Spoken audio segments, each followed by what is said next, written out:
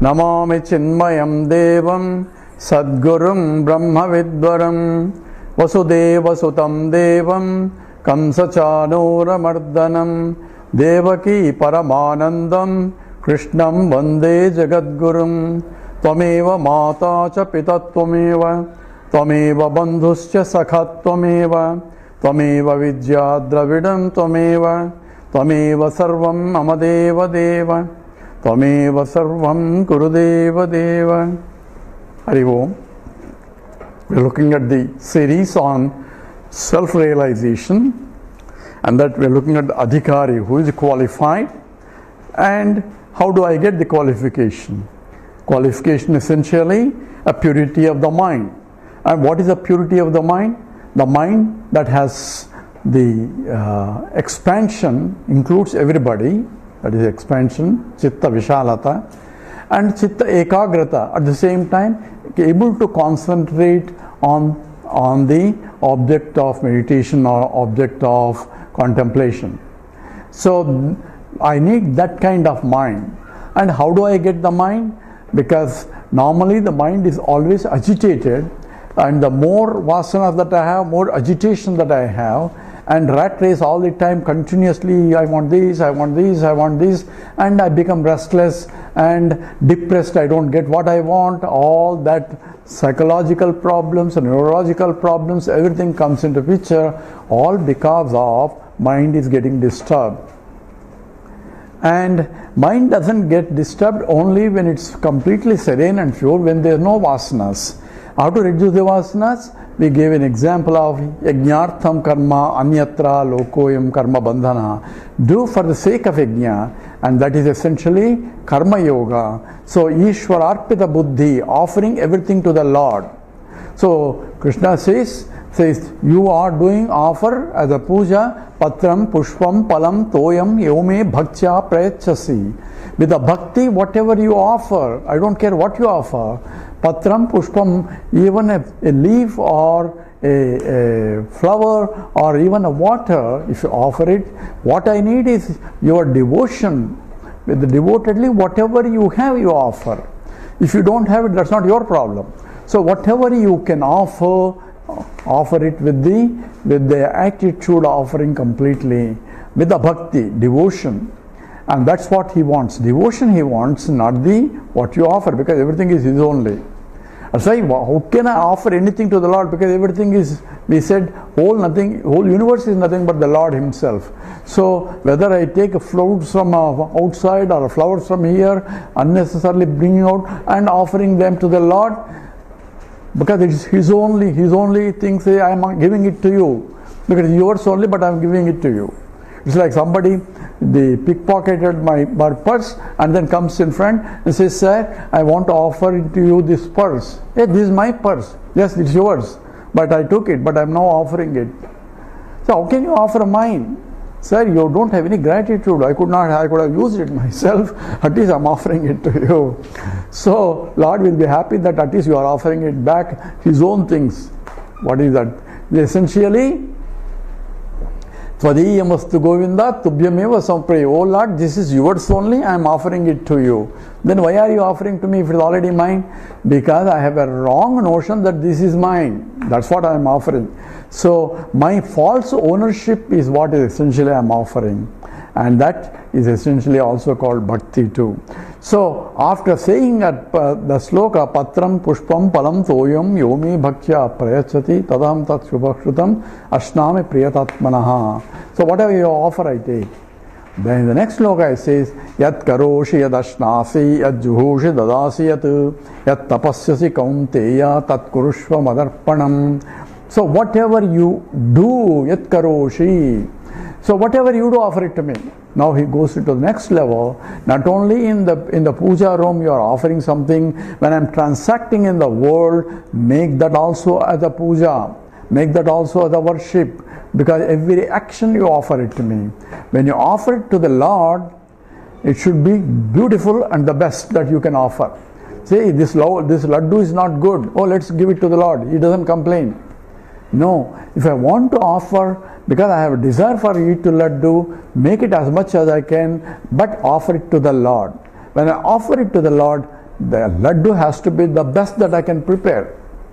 And once it is offered, he resents it back. Now I don't call it anymore Nivedanam, it's called Prasadam, because now it comes in from the Lord with sanctified by that. So now we distribute the prasad to everybody.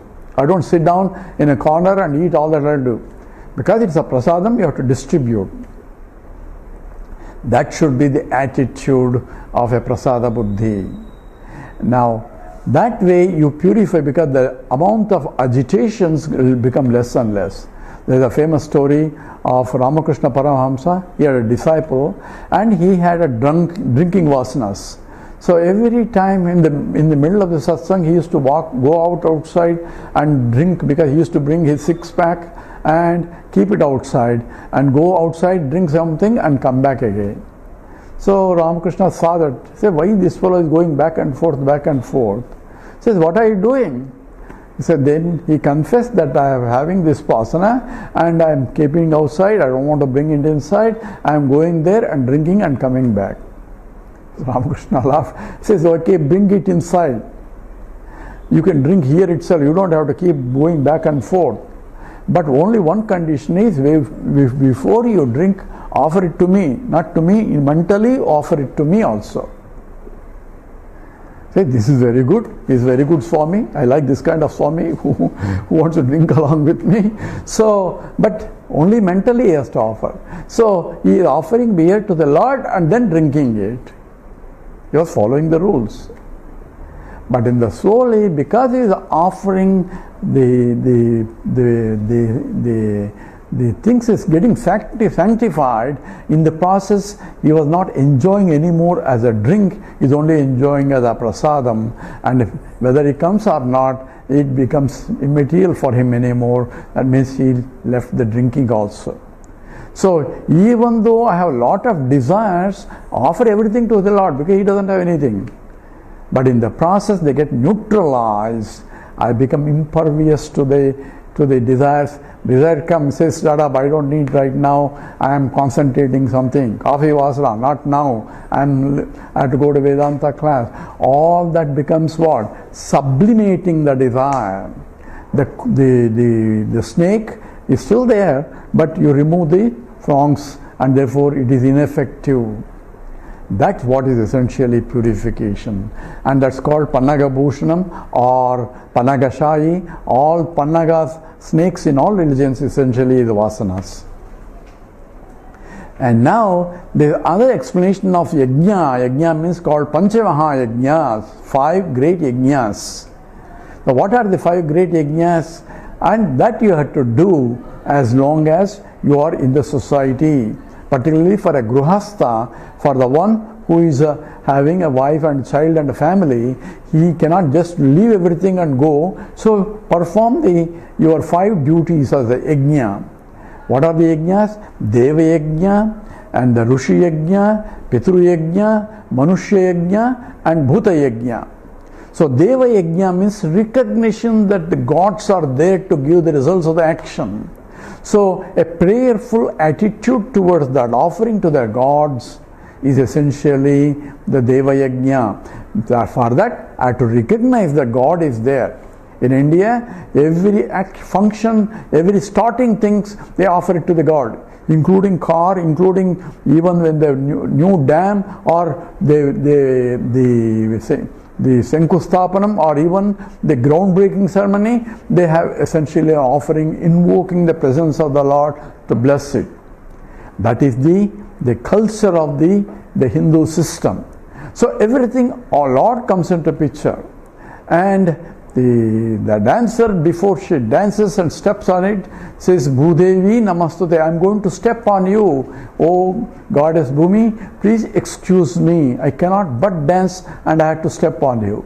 So prayerful makes you different attitude in the seeker's mind, and that is called essentially Chitta Vishalata. You are thinking of the totality. Gods are nothing but the totality. The total forces involved in the nature are essentially phenomenal forces are essentially devas. So rain god is raining. Oh, there is no rain god. Rain god is nothing but the process of whatever phenomenal forces that are involved in the raining. That is called rain god only. You may not call it as a god and sit a prayer, but a prayer is proper invocation of that god. So Saraswati, when I was a child, you say all you have to do is pray Saraswati. We are not studying, but putting all the books on those Dasara time, we used to put all our books there. My father used to say, you better study. That's not the way to do puja. So puja is not putting a book in the puja room and doing worship. Studying properly that subject is the puja, and the goddess have to bless you at that time. So God will bless you provided your effort is appropriate for that. That's why when in the Hindu mythology, all the Rakshasas are praying to Lord Shiva because he is easy to please. But when he pleases, he has to offer the even though that may be destructive for everybody else, because he has done appropriate actions to get the appropriate result. So result has to be given for the appropriate action. So that is the law of the universe itself. So he has to follow the universal laws. And therefore, even though he doesn't like to give that, he has to give. Brahmaji gives the boons to Rakshasas, and Shiva gives the boons to Rakshasas, and Vishnu has to come and destroy them to solve the problem. And therefore, one has to be careful, because everybody is following their rules, including Vishnu also, because his Vishnu is to protect the people. So all that is important as a part of the yajna offering.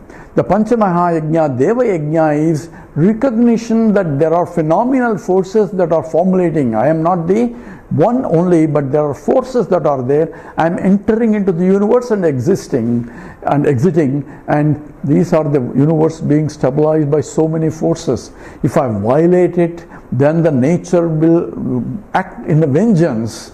And that's why we get a catastrophic, the natural calamities occur, and a lot of innocent people are dying.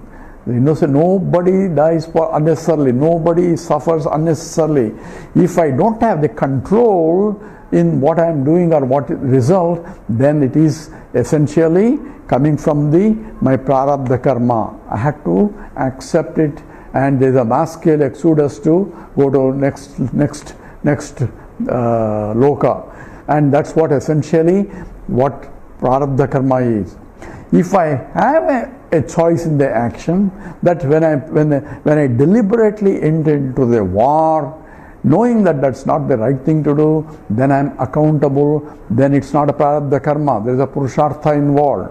So one has to be careful which one is prarabdha, which one is purushartha. Where innocent people are getting involved, innocent people are suffering, and all that people say. Right now we say common man is suffering due to freezing of the 500 and 1000. That's what happening in the Modi government, because this is to blockage of money. Common man was responsible to elect a government which is corrupt before, and therefore now they are bearing the consequence of that, and therefore they are suffering essentially. So nobody suffers unnecessarily. But that doesn't mean that you should sit and watch. You have to help whatever you can do. That becomes your purushartha, and that's essentially Lord is propelling you and providing you an opportunity for offering yourself to the Lord. So that becomes offering to the Lord. So Panchamaha yajnas, Deva yajna. Then there is the Rushi yajna. Rushi yajna Rushi stands for Vedas also. These are the sages. When we go to the temple, the priest will ask you, what is your gotra? Gotra means what? We tell you some Rishi's name. What does that mean? I come from that Rishi. What have you done in order to deserve to come from the Rishi? That the Rishis are called Veda Drashtas. So Veda is not composed, but they visualize or reveal to them, which they pass on to the disciples. That's why it's called Shruti. So therefore they heard as though, and that which they passed on to their disciples, and therefore disciples heard from their teachers. And that's why it's called Shruti. Shruti means what you hear. And the Rishi Yajna means reverential attitude towards our forefathers, because on their platform I am standing, and also following, that means I have to study and pass it on. That becomes my responsibility. If I belong to that Gotra, I should know what my great the Rishi that I come from has done, and I have to pass it on to the next generation. That becomes Rishi Yajna. So Veda Parayanam, Veda Patanam, and Veda Goshti and all that becomes important as a part of Rishi Yajna. The next is the Pitru Yajna. So Pitru Yajna is forefathers have come. So I come from that family. So what have you done in order to deserve and continue their traditions and culture of that? So there are Veda Vihita karmas of the Pitru Yajnas, and also you have to maintain the good name of that. Say he comes from that family. That's essentially has to be done. So you don't malign the name. I come from the family, so I better live properly, so that looking at me, my great brothers are glorified. And that's essentially what is important. And that's called Pitru Yajna. Not only Shraddha and all that, plus Tarpanam that has to do, but more important is keeping the name and fame of the forefathers through. And the next one is essentially the Manushya Yajna. Manushya Yajna means doing service to the humanity. When someone is suffering, it becomes your duty to help them. Don't say it's prarabdha. And to the degree that you can, otherwise at least sit down and pray, Sarve bhavantu sukinaha, Sarve santu niramayaha, Sarve bhadrani pasyantu, ma kachit dukkha bhat bhave. No, let nobody suffer. I may not be able to help, but at least I can sit and do prayer, so that let there be everybody be happy, everybody be healthy, everybody be see auspiciousness, may no one suffer. It's not that I don't suffer and my people don't suffer. Let nobody suffers. So if I see suffering of anybody, extending the help that I can to the maximum that I have, to the capacity that I can, either the physical help, a financial help, or a help in terms of a good word or solacing word, or at least a word to uplift their mind, becomes the Manushya Yajna. And passing on the knowledge to that you have gained from your teacher is also part of the Rishi Yajna and a Manushya Yajna too, because you want that whatever you gain that is beneficial to you have to pass on. And in the 18th chapter, Krishna glorifies the Vedantic teacher. You have to teach to those who have faith in me. Don't teach who do not have faith. And those who teach who have faith, uplift them, and in the process you will be uplifted.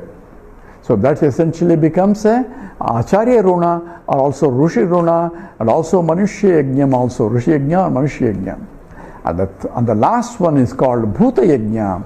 Bhuta Yajna is trying to help the innocent animals, like the both sattvic animals and rajasic animals and tamasic animals, to the degree that you can. You should not be destroying them for filling your stomach. If you can help them, help them. Otherwise, at least pray. And that becomes a Bhuta Yajna. So in the summer, I see outside the lot of the birds and all that, they're thirsty because they want water, there's no water. If you can supply a little bit water for them, that is really, they are happy, and in the process the Lord will be happy, because Lord is there in every heart. When the Lord is happy, you are happy. So when the Lord is happy, when is the Lord is happy? When you are happy in your actions, then Lord automatically will, because Lord is in you. So therefore, all these 5 yajnas are important as a part of the transactional world. As long as you are living, continue this as long as you are in the ashrama that you are performing. So for every ashrama, there is a duties to be performed. For a grihasthasrama, or for a vanaprastha, or a sannyasi ashrama, there are certain duties that has to be performed for the benefit of the totality also. and that becomes a yajna. And therefore, by that process, your mind expands. Not only I want all the time, but I am doing for everybody else. That becomes a chitta vishalata, including everybody in my need. So therefore, it is expanding mind. I want him also to be happy, him also to be, ultimately I want the whole universe to be happy. And that is the prayer of a Mahatma. So he includes everybody, because he is in fact nothing but everybody also when he says Aham Brahmasmi. And therefore he cannot but include everybody. A Jnani cannot but include everybody. And until then, I have to deliberately make an effort to include everybody, and that becomes a yajna. So yajnartham karma anyatra lokoyam karma bandhanaha. That becomes a chitta vishalata, expansion of the mind, so that mind doesn't get improved by localized disturbances. If it is too big, it doesn't get disturbed. That's exactly what it means. And the next one is chitta ekagrata, concentration. Concentration on particular aspect that you want to do. So that exactly is important for any success. A successful person who can concentrate and leaving all other perturbations aside and says, not now, I'm going to concentrate. That is also vairagya and also mumukshutvam, desire to achieve what I want. And if that what I desire is the highest, then that is the highest concentration I need. And for that, to develop a concentration, not only karma yoga, bhakti yoga comes into picture, or upasana yoga, where I have to sit and do puja, where my mind, when I am doing puja, I am concentrating on the puja. What I am doing, I have to concentrate. If my mind is running all over the place, then it's not puja. You are there, physically there, but mentally you are all over. So for mental concentration, not only the kaya vang manaha karya muttamam pujanam japa chintanam kramat. In the Upadesisara, the Bhagavan Ramana Maharshi talks about the puja. So kaya vakmana, kaya first physically involved, offering the flowers, offering this, offering that. There's a physical action involved, called a kaya. Then speech is involved. You are chanting something, and the stavam or puja all together is involved by the walk wise. Walk is nothing to do with about something else. It's something on the God related. And kaya vang manaha, then mentally you are doing, where the mind is alone, not the body, not the speech, but concentrating with the mind on the form of the Lord, on the glories of the Lord, and only that becomes ekagrata. The more you concentrate and contemplate, the more. So Gayatri Japa yoga, or all those yogas or Japa yogas are in order to make mental concentration. If I have the concentration, then I have to do something else.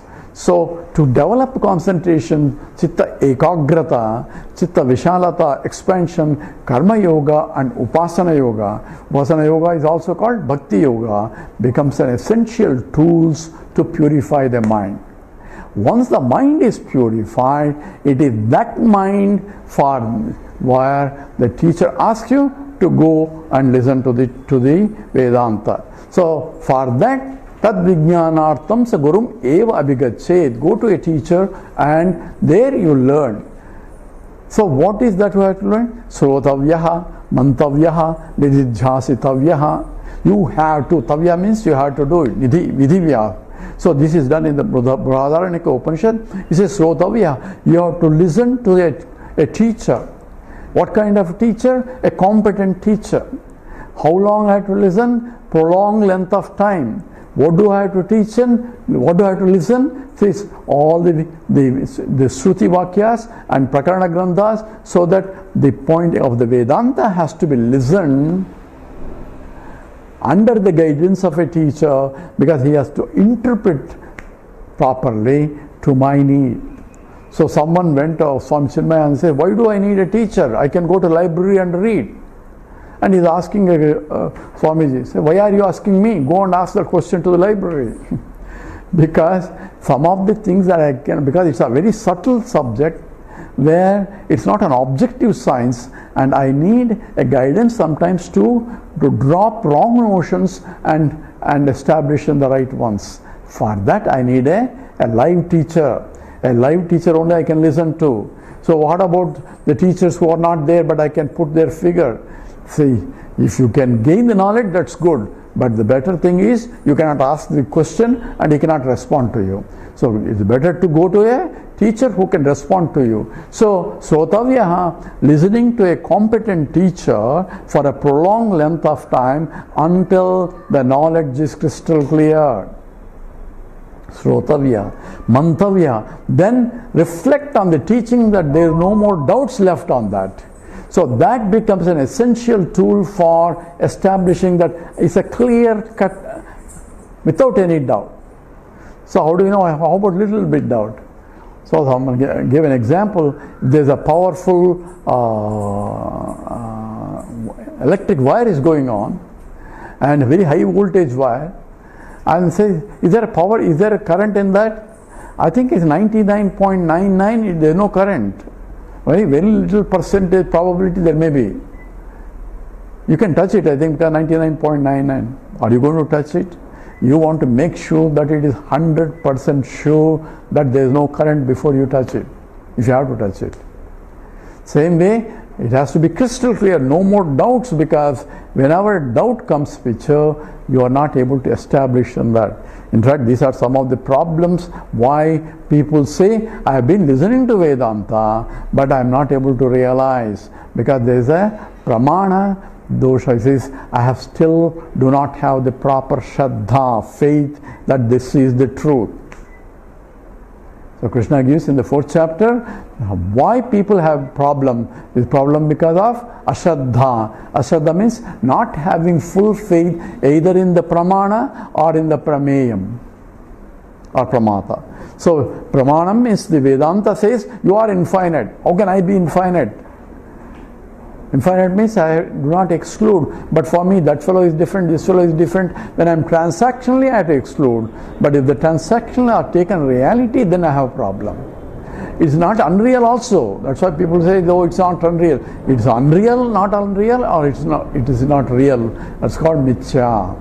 So all that is important in the methodology of purification of the mind, so that I am prepared enough for the jnana yoga.